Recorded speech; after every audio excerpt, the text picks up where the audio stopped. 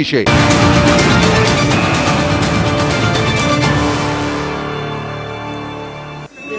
এনআরএসে তরুণী চিকিৎসকের মৃত্যুতে এবার সিট গঠন। আর্জি করে পড়ুয়ার মৃত্যুতে সিট গঠন। খুনের মামলা রুজু করে সিট গঠন পুলিশের। সরাসরি চলে যাব, অমিত সরকার রয়েছে আমার সঙ্গে সরাসরি। অমিত, ঠিক কি জানা যাচ্ছে?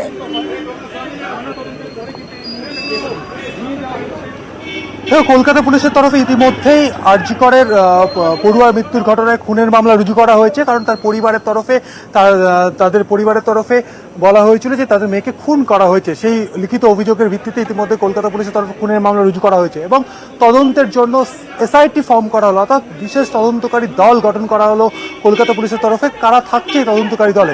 লালবাজার সূত্রে যেটা আমরা জানতে পারছি যে কলকাতা পুলিশের হোমিসাইড শাখার আধিকারিকরা এই এসআইটিতে থাকছে এবং উইমেন গ্রিভেন্স সেলের যারা আধিকারিক রয়েছেন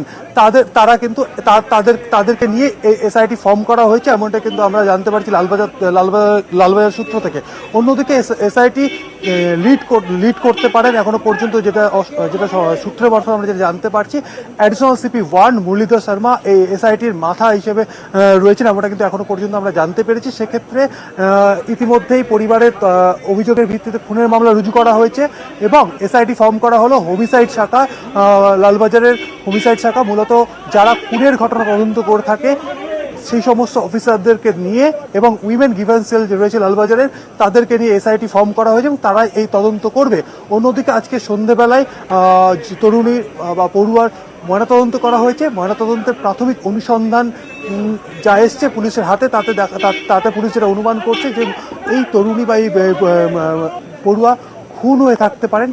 রাতে 3টে থেকে সন্ধ্যে ভোর 6টার মধ্যে এই ঘটনা ঘটেছে, এমনটা কিন্তু প্রাথমিক অনুসন্ধান যে পাওয়া যাচ্ছে ময়নাতদন্তের, সেখান থেকে তারা স্পষ্ট হয়েছেন। এমনকি ময়নাতদন্তের প্রাথমিক অনুসন্ধানে এই তথ্য সামনে এসছে, রাইট সাইড কলার বোন যেটা রয়েছে সেটা কিন্তু ভাঙা অবস্থায় পাওয়া গেছে। এই ধরনের ইন্টারনাল ইনজুরি তখনই হয় যখন কাউকে গলা টিপে মারা হয় বা গলা টিপে ধরা হলে কিন্তু এই ধরনের ইনজুরি হতে পারে। সেই জায়গা থেকেই পুলিশের অনুমান খুন হয়েছেন এই তরুণী এবং তার পরিবার যেহেতু খুনের অভিযোগ আনছে। শুধু পরিবার নয়, এখানকার যারা পড়ুয়া রয়েছেন যারা দিনভর একটাই দাবি তুলেছেন যে দোষীদের শাস্তি চায়, যারা ঘটনার সঙ্গে যুক্ত তাদের শাস্তি চায় এবং তাদের নিরাপত্তা দাবি করছেন।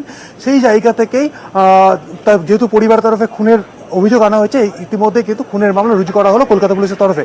তবে ময়নাতদন্তে পূর্ণাঙ্গ রিপোর্ট পুলিশের হাতে এলে অন্যান্য সেকশন অ্যাড হতে পারে, এমনটাই পুলিশ সূত্রে খবর। কারণ শরীরে বিভিন্ন জায়গাতে ইনজুরি মার্ক পাওয়া গেছে, সেই সমস্ত ইনজুরি ধরন এবং ময়নাতদন্তের পূর্ণাঙ্গ রিপোর্টে আরো অন্যান্য যদি ইনজুরির কথা বলা হয় তাহলে সেই সমস্ত ইনজুরির সূত্র ধরে কিন্তু অন্যান্য সেকশন অ্যাড হতে পারে, এমনটাই লালবাজারের তরফে আমরা জানতে পারছি।